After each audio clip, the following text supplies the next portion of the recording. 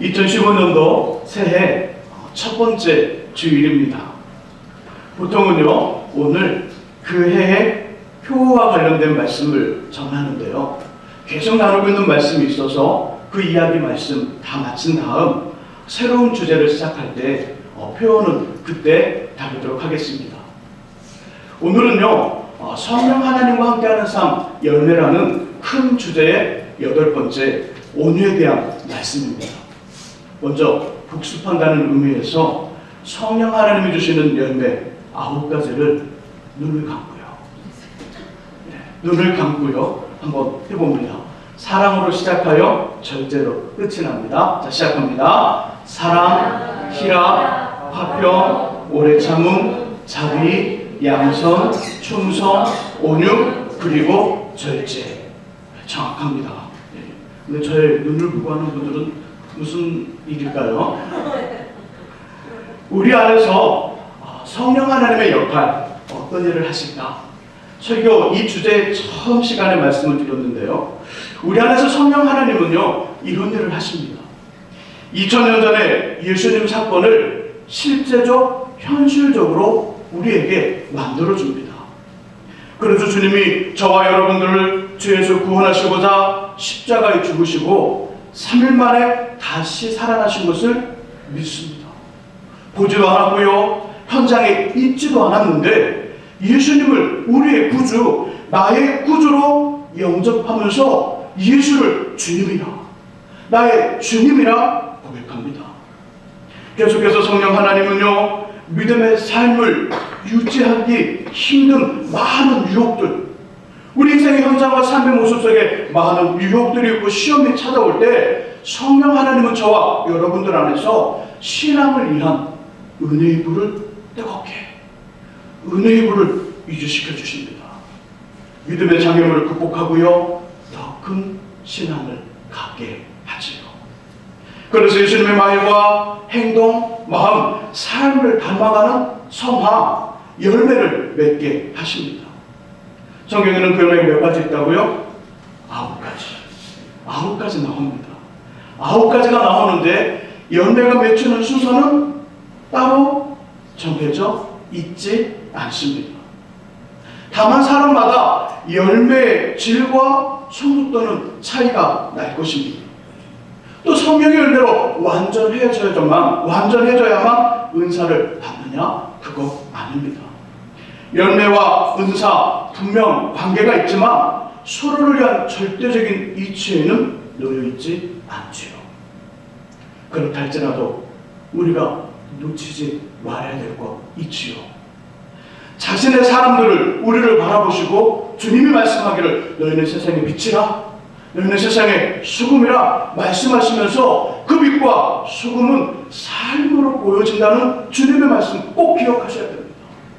우리는 세상의 빛입니다. 우리는 세상의 수금입니다. 세상의 수금과 빛은 삶으로 나타나 전한다는 것이지요. 곧 성령 하나님을 통한 열매 반드시 우리 안에 있어야 됨을 이야기합니다. 성령 하나님을 통한 열매가 저와 여러분들 안에 가득하시기를 주님의 이름으로 축복합니다. 이 시간은요, 본문의 몇 구절, 시편 37편의 몇 구절을 저와 같이 읽으면서 말씀을 시작하겠습니다. 반복되는 표현이 있는데 찾아보시기 바랍니다. 한 5절 정도 읽을 것 같습니다. 자, 9절을 먼저 읽어보죠. 9절의 말씀 같이 읽습니다. 진실로 악을 행하는 자들은 끊어질 것이나 유월을 수망하는 자들은 땅을 차지하리로다. 아멘. 조금 밑으로 내려와 11절 읽어봅니다. 11절 읽습니다. 그러나 온유한 자들은 땅을 차지하며 풍성한 화평으로 즐거워하리로다. 아멘. 조금 더 많이 내려오면 22절 있습니다. 22절 읽습니다. 주의 복을 받은 자들은 땅을 차지하고 주의 저주를 받은 자들은 끊어지리로다. 아멘. 자, 29절 읽습니다. 29절 같이 읽습니다. 의인이 땅을 차지하며 거기서 영원히 살리로다. 아멘. 한 절만 더 읽어보죠. 34절. 자, 34절 같이 한번 읽어봅니다. 여호와를 바라고 그의 도를 지키라. 그리하면 내가 땅을 차지하게 하실 것이라. 악인이 끊어질 때에 내가 똑똑히 보리로다. 아멘.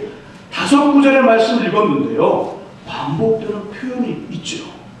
자, 반복되는 표현 뭘까요? 그래서 땅을 차지할 것이다. 땅을 차지하리라. 9절, 11절, 22절, 29절, 34절 모두에 땅을 차지할 것이라 이렇게 말씀이 반복됩니다. 여러분 말씀드렸죠? 성경을 읽고 묵상하다가 반복되는 표현이 나오면 그 부분은 매우 중요하다. 매우 중요하고 거기에는 놓치지 말아야 될 엄청난 교훈이 그 속에 담겨져 있다는 말씀 드렸습니다. 오늘 본문에 반복되는 표현이 그 얘기입니다. 반복되는 본문의 표현 속에 저와 여러분들이 나누고 싶은 온유와 관련된 성령 하나님의 음성이 담겨져 있습니다. 성령 하나님 우리에게 온유와 관련된 말씀을 주시고 싶은데 이 반복되는 본문의 표현 속에 담겨져 있다는 것이지요. 첫 번째 음성 뭡니까? 첫 번째 음성 이것입니다. 온유함에는 분명한 하나님의 약속, 분명한 하나님의 상이 있다는 것입니다. 하나님의 약속과 상이 분명히 있는 온유함. 반복되는 표현 속에 땅을 차지하게 될 것이라 해서 번은요, 성경에 아주 중요한 의미를 가지고 있습니다. 땅, 구약 성경에서 무려 2,504번의 횟수의 이야기를 합니다. 2,504번의 말씀이 땅이라는 이야기라는 땅이라는 단어가 계속해서 나온다는 것이지요. 이 횟수는 언약과 약속이라는 말보다 더 많은 수입니다. 언약과 약속이라는 말보다 더 많은 것이 땅이라는 것입니다. 그만큼 중요하다는 것이죠. 왜 땅이 중요할까요? 왜 성경에서는 땅이라는 이야기를 왜 그렇게 중요하게 말씀할까요? 목사님, 하나님은 땅을 좋아하시나 봐요. 좋아하시죠? 좋아하시는데 다른 차원으로 좋아하십니다.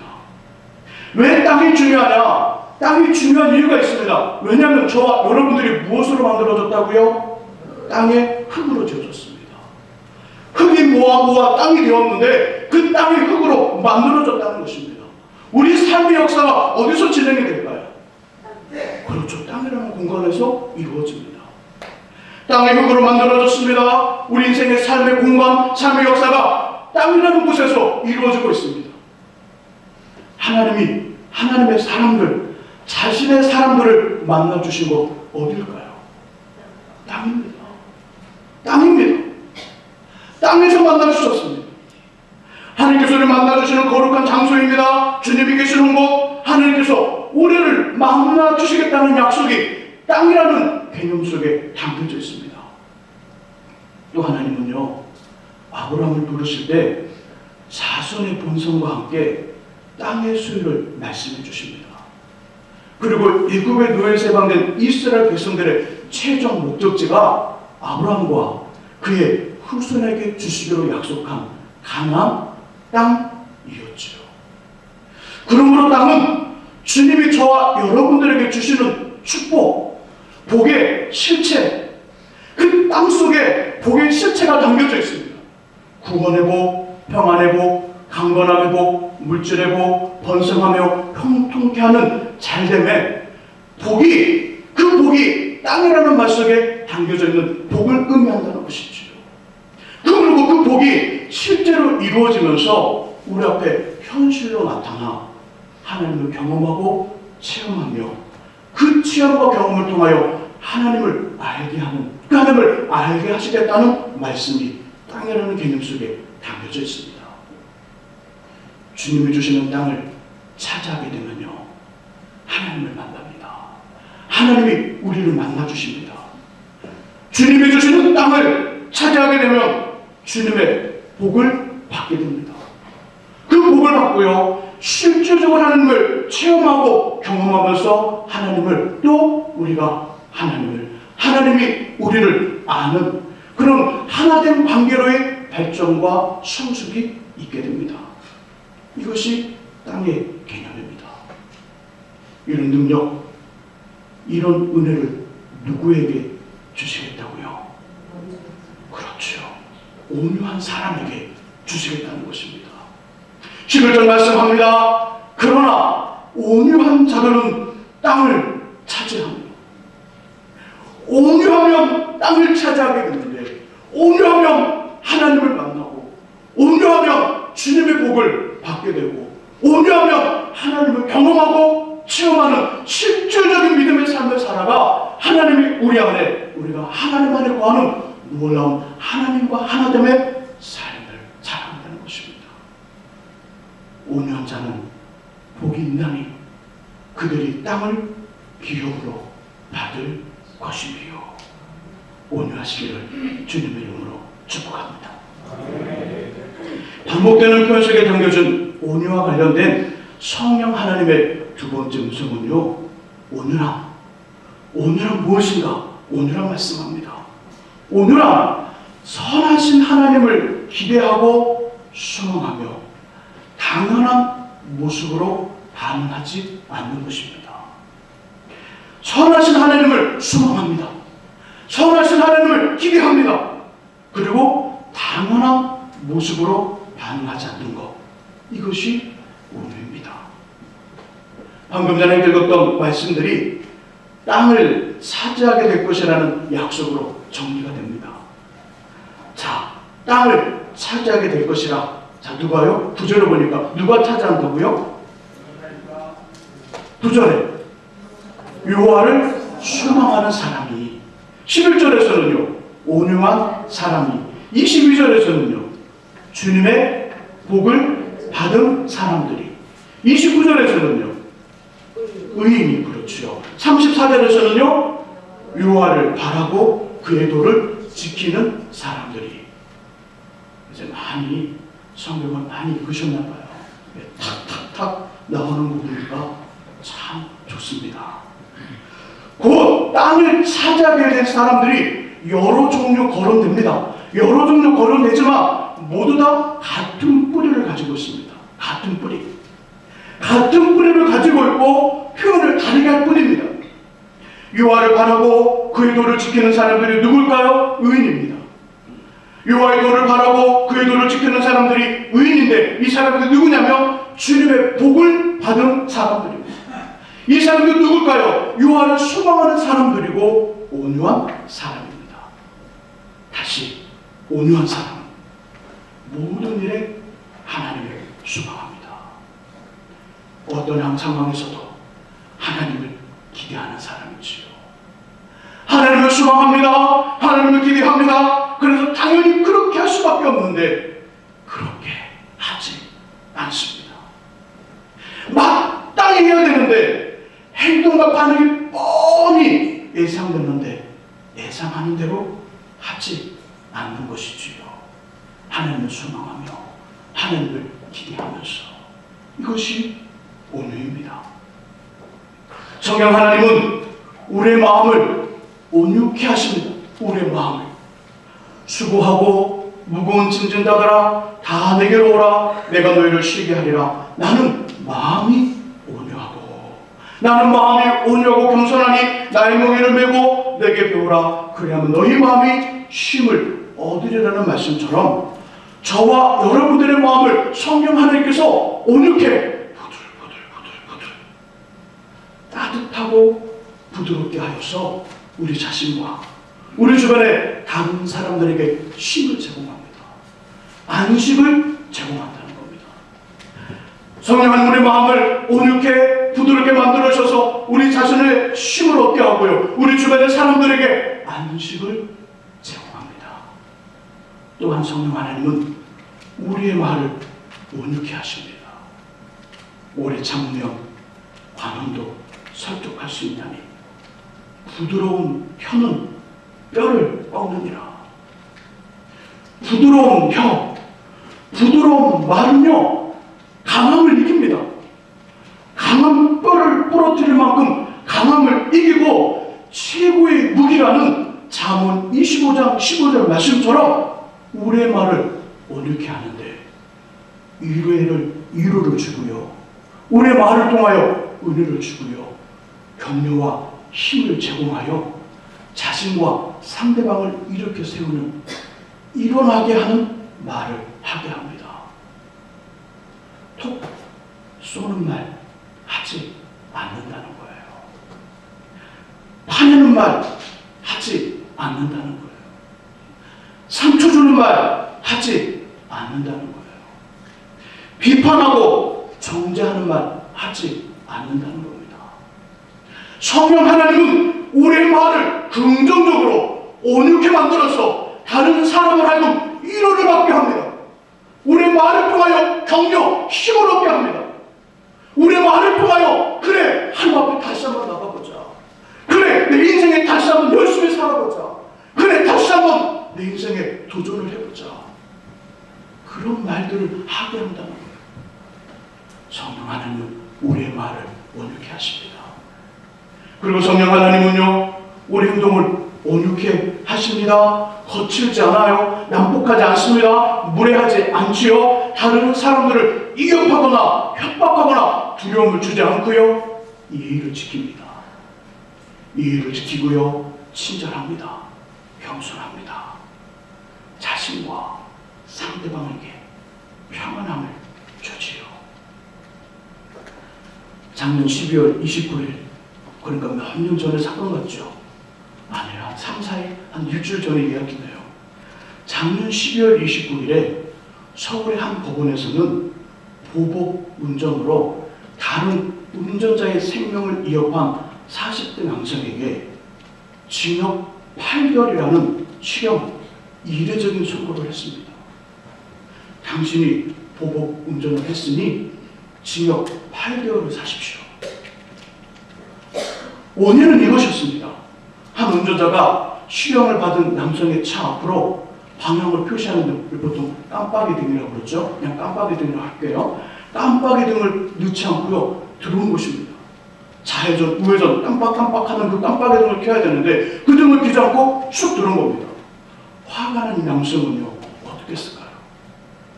오른발로 가속 페달을 푹 밟고요, 그 운전자 앞으로 갔습니다.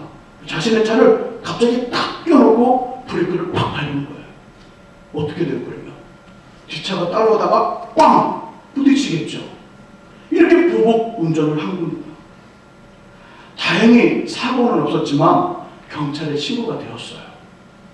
결국 보복 운전을 한 40대 남성은 법원으로부터 징역 8개월의 실형을 선고받았습니다. 운전하시는 분들은 조심하셔야 합니다. 이제 여러분들에게 물어보겠습니다. 만약 이런 상황이라면 여러분들은 어떻게 하시겠습니까? 깜빡이 없이 내 차 앞으로 쑥 들어왔어요. 미안하고 고맙다는 의미로 손을 들어주거나, 고맙습니다. 손을 들어주지도 않고요, 비상깜빡이 깜빡, 죄송하고 고맙습니다, 깜빡, 비상깜빡이 전혀 표시되지 않습니다. 그리고 아무 일 없다는 듯이 유유히 운전하며 가고 있습니다. 자세히 보았더니 누구예요? 여자 운전사예요. 새파랗게 젊은 사람이래요. 어떻게 하시겠습니까? 어떻게? 어려운가요? 그럼 객관식으로 내보겠습니다. 어떻게 하시는지 한번 골라보십시오. 1번, 가속 페달을 밟아 그 차 앞으로가 갑자기 끼어들면서 순간 브레이크를 팍 밟는다. 이게 1번이에요. 징역 살 수 있습니다. 조심하셔야 됩니다. 1번. 2번, 깜짝 놀라 육두문자를 쓴다. 또 이 육두문자가 목사님 뭐예요? 그렇게 물어보시는 분들은 옆 사람께 여쭤보세요. 육두문자가 뭔지. 개하고 소하고 뭐더라. 껌 10원에서 십자도 들어가더라고요. 육두문자를 쓰면서 이렇게 아줌마 집에 가 밥이나 하세요. 소리를 지른다. 3번, 아무 일 없다는 듯이 웃으면서 하고 집에 간다. 어떤 거 하실래요? 보복 운전으로 징역 8개월이라는 실형을 받은 사람에게 원인을 제공한 사람은 누굴까요? 분명히 방향 지시등 없이 깜빡이 없이 갑자기 끼어든 그 다른 운전자입니다. 책임이 있다면, 책임을 묻는다면 이 운전자에게 먼저 물어야 합니다. 왜요? 원인과 이유를 제공했습니까? 하지만 법원은 그 반대의 결론을 내렸습니다. 갑자기 깜빡이 없이 들어온 운전자 아무런 처벌을 받지 않았어요. 우리가 이런 일과 이런 경우를 만난다면 감정적으로 행동으로 아무 일 없다는 듯 넘어가는 것 쉽지 않지요. 그러나 오늘 저와 여러분들이 나누고 있는 성령 하나님이 주시는 열매인 온유함으로 이 상황을 본다면 이렇게 하는 것입니다. 이렇게 전혀 낯선 차가 아무런 표시 없이 우리의 차 앞으로 들어왔죠. 얼마나 놀랬던지 사고 바로 직전이었습니다. 근데 미안하다는 표시도 고맙다는 표시도 없이 그냥 갔습니다. 저것은 그냥 가슴에서 불이 하나 불끈 올라왔습니다. 집에서도 스트레스를 받았는데 사무실에도 스트레스 받았는데 오늘 잘됐다, 오늘 죽었다. 그 가슴에 불이 번뜩 올라왔습니다. 그때 기억하는 것입니다. 오늘 이야기를, 오늘 말씀을 기억하는 것이지요. 온유한 사람은 뭘 차지한다고요? 땅을 차지할 것이라. 아, 나에게 하나님이 복을 주시려는구나. 복을. 나를 이 사건을 통해 만나게 하시는구나. 싸워서 만나는 것이 아니라 온유하게 넘어가 만나게 하시려는구나. 그렇게 기억하는 거예요. 그리고 온유란 하나님을 기대하고 소망하면서 당연하고 마땅한 일, 예상되는 반응대로 하지 않는 것이라는 것을 생각합니다. 그래, 저 나쁜 놈, 저 나쁜 버릇 누가 고칠 거예요? 하나님을 기대한다니까요. 누가 고칠 거예요? 이쪽은 아닌가 봐요. 이쪽은 신방 가신 분들 몇 분 계신가 봅니다. 하나님을 기대합니다. 그래, 저 나쁜 버릇 하나님이 고치실 거야. 내가 아니어도 분명히 나보다 더 강한 사람을 통해 나쁜 버릇을 고칠 거야. 이렇게 하나님을 기대하고 소망합니다. 그럼 저 불끈 올라왔던 우리의 마음을 회개하고요. 나의 손에 피를 묻히지 않았잖아요. 나의 손에 피를 묻히지 않게 하신 것에 감사하면서 그 사람을 위해 기도해 줍니다. 그리고 아무 일 없었다는 듯이 평안하게 운전하여 목적지까지 가지요. 이것이 뭐라고요? 온유입니다. 이것이 온유입니다.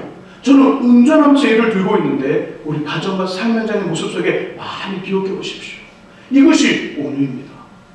또 반대의 경우도 있을 수 있습니다. 운전을 하면서 정상적으로 간격을 두고요. 방향 지시등 깜빡이를 넣은 다음 차선을 변경해 있는 뒷차가 꽝꽝꽝꽝 거리며 쌍알대로 다 깜빡깜빡거리고 뭐라 합니다. 이런 경우 어떡할까요? 이런 경우 문을 한마디 해줄 수 있죠. 나 잘못 없다. 너나 잘해라. 난 잘못이 없어. 당신이나 잘해. 이렇게 싸우는 것 말고요. 이런 겁니다. 주님이 나의 마음과 나의 행동을 아실 거예요. 하나님을 기대하고 소망하면서 뭐라 그러니까 깜빡깜빡하니까 문 열고 뭐라 그러는 거예요? 미안합니다. 죄송합니다. 안녕히 가세요. 말하고요. 크게 한번 웃어줍니다. 이때 웃음소리가 나면 안 돼요. 그냥 미소만 짓는 거예요. 웃음소리를 하면 상대는 뭐라고 생각할까요? 나를 비웃는구나. 이렇게 생각하니까 웃음소리를 내지만 그냥 살짝 이빨만 보여주고 우리 길을 가는 것입니다. 이것이 뭐라고요? 온유입니다. 이것이 온유입니다. 사람들은 때로 온유 그러면 오해합니다. 이렇게 오해할 수 있습니다. 이런 오해를 가질 수 있는 건데요. 온유는 이것과 전혀 반대입니다. 사람의 마음을 열게 하는 것은요, 명령이 아닙니다. 우리의 마음을 움직여 우리를 행동하게 하는 것은요, 뭐 해라, 뭐 하지 않으면 안 돼, 이런 명령이 아니에요. 우리의 자녀들도 우리의 명령을 따라 그들이 움직인다고 생각한다면 착각입니다. 사람들의 마음을 움직이는 것은요, 명령이 아니라 온유함, 부드러움입니다. 온유함과 부드러움이 사람의 마음을 움직이게 하고 행동하게 합니다. 부드럽고 온유하다는 것은요, 현실과 타협하거나 약해지는 것이 아니라 현실을 껴안을 만큼 크다는 것입니다.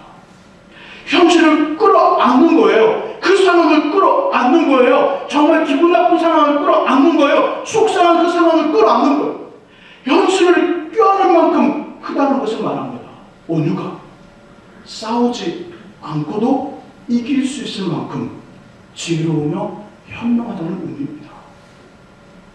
강한 사람이란 많은 사람들의 힘을 이끌어내는 사람임을 말합니다.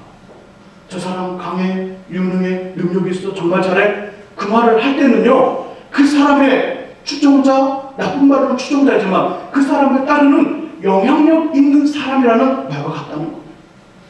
그런 힘을 가진 사람임을 생각할 때 온유함, 부드러움은 매우 강하다는 것을 의미합니다. 밀림을 지배하는 힘은요, 강한 야성, 강한 힘에서 나옵니다. 사자나 호랑이처럼 강한 야성과 강한 힘을 가진 자들이 밀림을 지배합니다. 그러나 문명과 문화와 이 세계를 이끄는 힘은 그런 사자와 호랑이가 아니라 부드럽고 온유하게 포용할 수 있는 모성, 어머니의 마음, 모성에서 나오는 것임을 알아야 합니다. 성경을 보면요, 하나님께 쓰임받은 지도자들 모두가 온유함, 부드러움의 소유자였습니다. 하나님이 크게 사용하셨던 지도자들, 크게 쓰임받은 사람들, 하나님의 멋진 인생이 되었던 모든 사람들은 부드러움과 온유함이 그의 삶 속에 있었습니다. 민수기 12장 3절에 하나님 이렇게 말씀합니다. 모세를 소개하기를 모세의 온유함이 지면에 세상의 모든 사람들보다 더하더라. 모세의 온유함이 모든 사람들보다 더하더라. 사무엘하 22장에서는요 다윗이 고백합니다. 주님의 온유함이 나를 크게 하셨습니다. 주님의 온유함이 나를 크게 하셨습니다. 주님의 채찍과 해초리와 주님의 강건함이, 강력함이 나를 힘있게 만드는 것이 아니라 주님의 포용하시고 나를 안으시고 나에게 다시 기회를 주시는 그 부드러움이, 그 하나님의 온유하심이 나로 하여금 삶을 바꾸게 했고 나의 인생을 강건하게 만드셨다고 말씀합니다. 최고의 카리스마는 온유함에서 비롯됩니다. 최고의 카리스마는 명령과 협박에서 나오는 것이 아니라 최고의 카리스마는 부드러움과 온유함에서 비롯되는 것이지요. 최강의 힘 또한 온유함에서 나옵니다. 이것을 꼭 기억할 수 있기를 주님의 이름으로 축복합니다. 이제 말씀을 정리합니다. 온유란 이런 것입니다. 온유란 모든 일 속에서, 그것이 기쁜 일이든 슬픈 일이든 하나님을 기대하는 것입니다.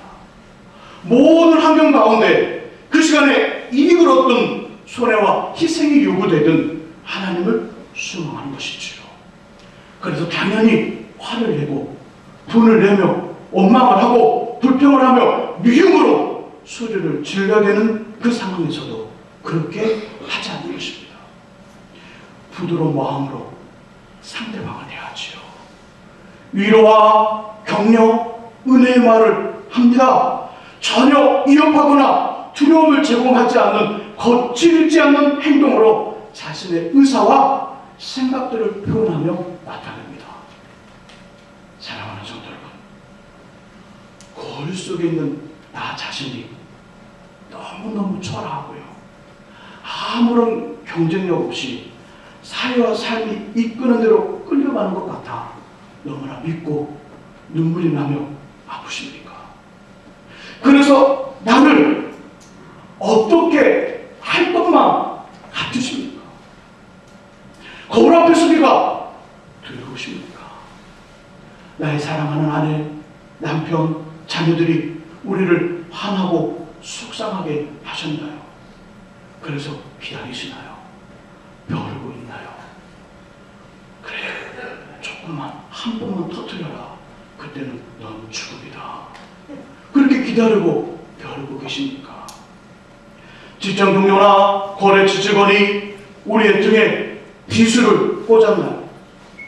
그래서 분이 나고 밤잠을 주무시지 못하면서 보복과 복수의 기회를 기다리고 스튜디슨 쓸개집을 씹고 계십니까? 예수를 믿어 함께 주님의 자녀가 되고요, 하나님 나라에 같이 가게 될 믿음의 동지가 자꾸 태클을 겁니다. 태클을 걸고요. 없는 말, 있는 말로 나를 힘들게 하여 언젠가는 본때를 보여주겠다고 호시탐탐 기회만을 엿보고 있으십니까? 굳이 우리의 손에 피를 묻힐 필요 있을까요?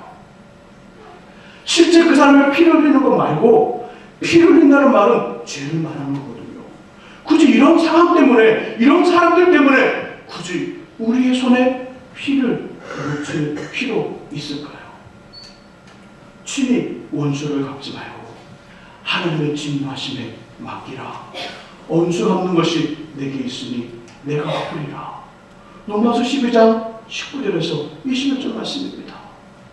선하시고 완벽하시며 능력이 한이 없으신 하나님이 우리 대신 갚으실 것은 갚으실 거고요. 처리할 것은 처리하여 주실 것입니다. 우리가 굳이 갚지 않아도 하나님이 갚아주실 거예요. 우리가 굳이 처리하지 않아도 하나님이 처리하실 거예요. 그렇게 말씀하고 있잖아요. 그렇게 이 하나님을 기대하며 소망하십시오. 맞다. 하나님의 시간, 하나님의 때가 되며 하나님의 방법으로 갚아주실 건 갚아주시고 처리할 건 처리할 거야.